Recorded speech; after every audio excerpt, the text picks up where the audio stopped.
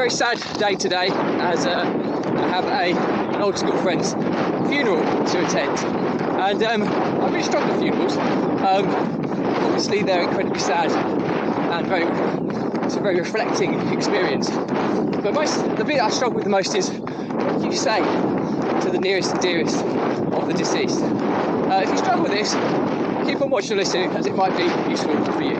Welcome back to consecutive day 1437 of the diary of a Runpreneur. If you believe in my mission of saving the lives of children by attempting the ultimate ultramarathon of run vlogging on consecutive days, barefoot style, the distance of a lap of the world, then do give us a subscribe, share, like and comment. The more people we get in front of, the more money we raise, and ultimately the more children's lives we save, which is the single most important reason I do this every single day.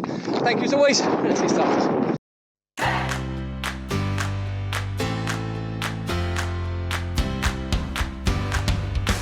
So, consecutive day 1437 diary of a Runpreneur, and topic for discussion today is funerals and what to say to the close friends and family of the deceased.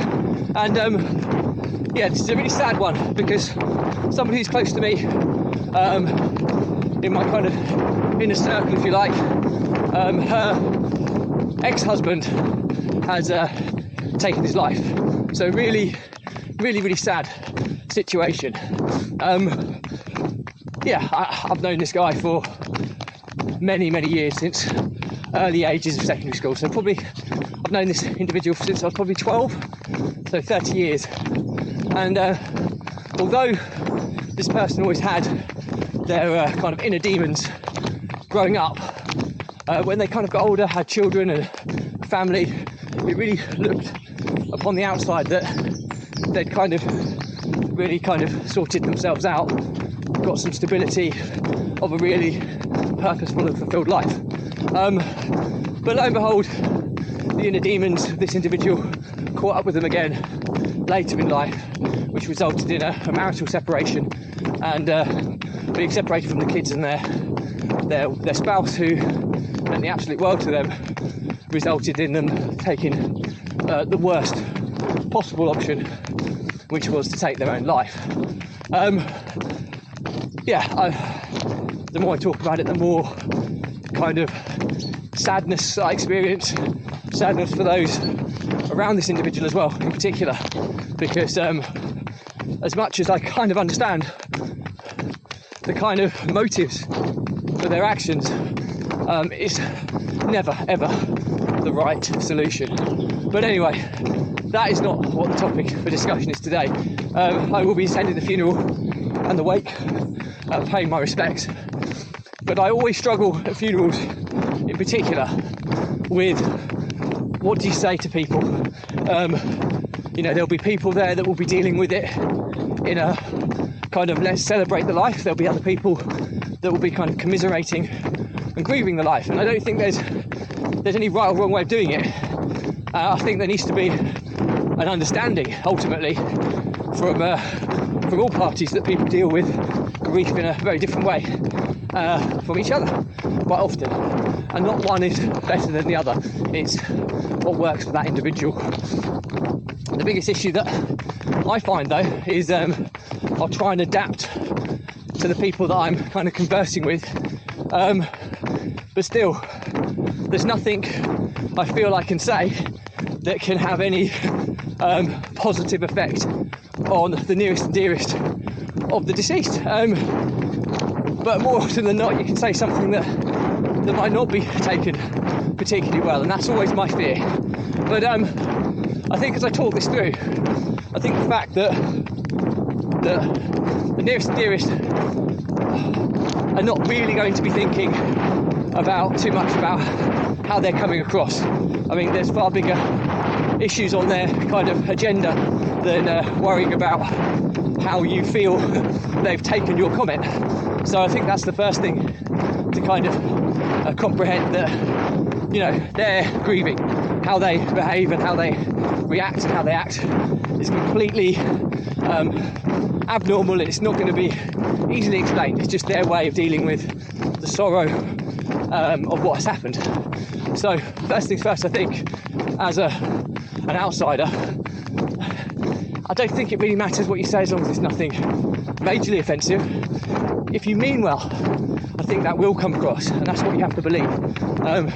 Secondly, just being there is a massive sign of respect that you're showing towards the deceased and his family, the nearest and dearest. And I think that will always be the nearest and dearest will always be grateful for that. So I think that's how you kind of need to look at it. And ultimately, you know, it's okay to feel a little bit awkward at a funeral. It is not a particularly enjoyable experience. It's a respectful experience, and there's going to be other people that are going to be feeling equally as uneasy as you are.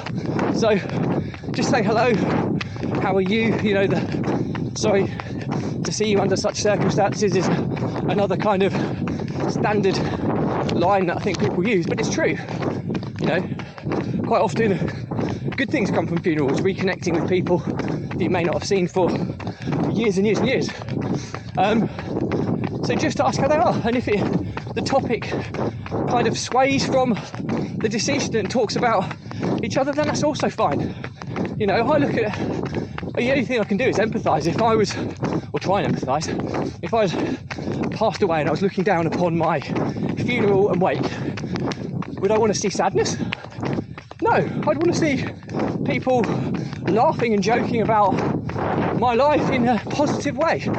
And I'd like to see that I've brought people back together who haven't been together for a long, long period of time. And I'm sure that the deceased would want that. So yeah, interestingly, the learnings from my diary today it's such an awkward scenario where you feel, what do I say to people at a funeral? And I think the answer is ultimately, as long as you're not offensive, is it doesn't matter. I think people will appreciate the fact that you've attended, that you've shown your respect, and also people aren't really going to be fully aware of how they are reacting to comments or how they're reacting to situations because they're grieving. And that's, even if they're snappy or short with you, you just have to kind of brush it off and understand that they are going through an incredibly hard time. So the learnings from my diary today I'm going to take forward, which is really useful for me because I feel already better about going to this funeral now, because I was already feeling a little bit anxious about seeing people and how people are going to react and what do I say to the nearest and dearest. And I've now reassured myself that just going there and showing compassion and care for the people who are going through such pain is enough.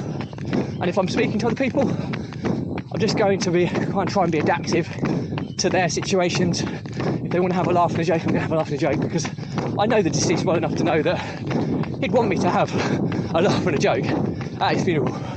And even if you don't really know the deceased particularly well, I think it's probably a relatively safe thing to assume that individual isn't going to want sadness and sorrow amongst everybody attending his or her funeral. They're going to want as much positivity to come from it, or that's what you have to think yourself is the case. And then just be there for the people who need you there, listen, talk, and just be there. I think that's the most important thing. So anyway, hopefully that's useful. Any questions or comments, drop me a line, I'll respond to everyone. But do please remember, if you believe in my mission of saving the lives of children by attempting the ultimate ultramarathon of run blogging on consecutive days, barefoot style, the distance of a lap of the world, then do give this a subscribe, share, like and comment. Any engagement reaches more people, raises more money, and ultimately will save more children's lives, which is the single most important reason I put myself through this every single day. Thank you as always. Stay positive, stay happy. I'll see you again tomorrow.